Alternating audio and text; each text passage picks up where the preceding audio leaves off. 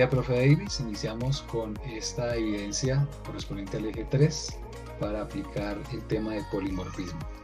En este diagrama de clases presentamos una clase padre llamada personas, la cual tendrá tres clases hijas, cliente, cuenta y transacción, y una clase adicional donde va a tomar elementos de polimorfismo de las clases anteriores.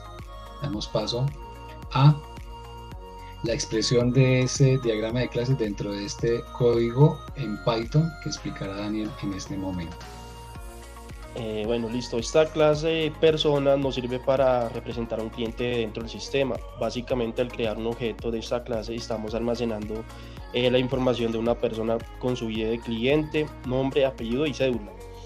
Cuando se crea un nuevo cliente, el constructor init se encarga de asignar los valores correspondientes a cada atributo. Luego tenemos el método obtener info, que nos devuelve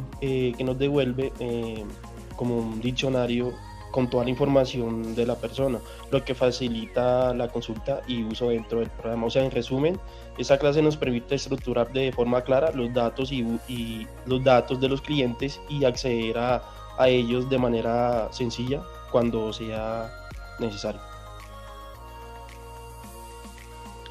La clase cliente es donde se le coloca los datos de las personas, el ID del cliente, nombre, apellido y cédula. La clase de cuenta es donde se coloca, donde aparecen los datos del cliente, el tipo de cuenta y el saldo, para obtener la información del cliente, el tipo de cuenta y el saldo. La siguiente clase es transacción. En este caso, pues necesitamos encontrar las operaciones financieras que el cliente puede realizar en el banco, como las consignaciones, depósitos y retiros. En este caso lo vamos a encontrar que tiene un constructor int que nos va a ayudar a inicializar los atributos de esta sección.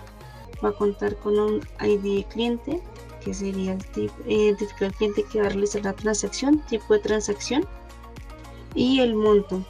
En este caso, pues ya verificaríamos el monto de la transacción a realizar.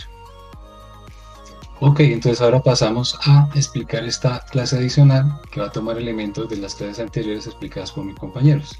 Esta clase se va a llamar Banco Jonas Andina 2025, donde se van a inicializar clientes, cuentas y transacciones vacías para empezar a hacer la petición desde pantalla. Se registra cliente. El cliente, a través de esta lista, va a tener una respuesta booleana, sea positiva o negativa. En dado caso el cliente ya está registrado o el cliente, nombre y apellido, registrado exitosamente. Lo mismo va a suceder para registrar cuenta.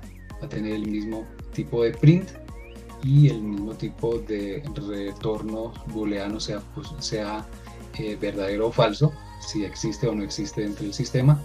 Lo mismo va a pasar con registrar transacción.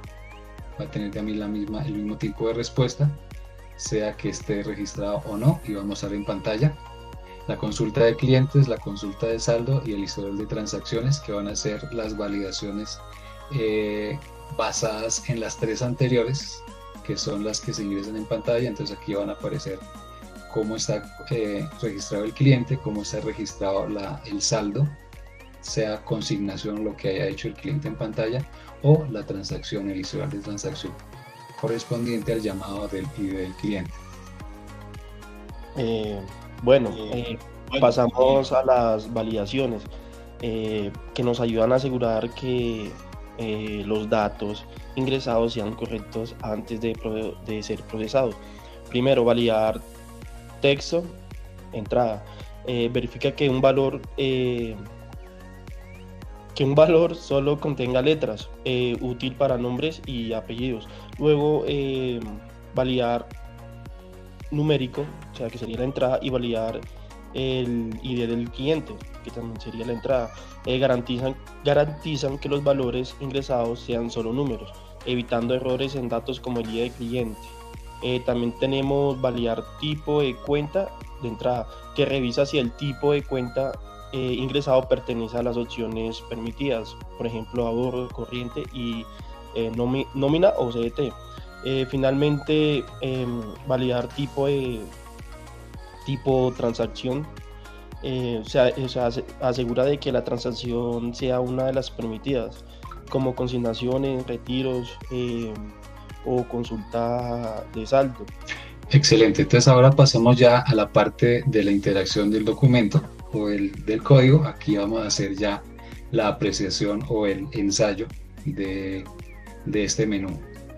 Este menú va a componer de 7 opciones: registrar cliente, cuenta, transacción, consulta de cliente, saldo y transacción, historial de transacción, y una opción final de salida. Entonces aquí la vamos a correr en el sistema. La primera opción, registrar cliente, entonces nos va a pedir que validemos una de las 7 opciones. Vamos a escoger la primera. Registrar cliente nos pide que validemos con un número de cliente. Vamos a escoger el número 1. Ingresamos el nombre de cliente, vamos a colocar Juan. Validamos. Nos va a pedir el apellido. Vamos a colocar Pérez, en este caso. Luego vamos a ingresar un número de cédula, uno cualquiera, 123, para efectos de este ejercicio. Entonces aquí podemos ver que el cliente Juan Pérez fue registrado exitosamente. Listo. Vamos a ir a la segunda opción, registrar cuenta. Y colocamos el número 2.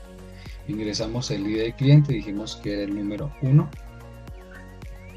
Y vamos a mirar qué tipo de registro de cuenta vamos a hacer. Entonces vamos a elegir, por ejemplo, ahorros. Ok. Entonces la cuenta tipo ahorro registrada para el cliente 1 ya fue registrada. Vamos con la opción 3 para que nos funcione. Tipo de transacción, entonces ID del cliente, estamos trabajando con el ID de 1. Vamos a hacer una consignación. Aquí voy a hacer algo diferente para validar una de las opciones que hicimos, por ejemplo esto. Entonces el tipo de transacción no es válido. ¿Por qué? Porque no colocamos correctamente el tipo de transacción. Para eso las validaciones que nos colocó nuestro amigo durante la exposición anterior.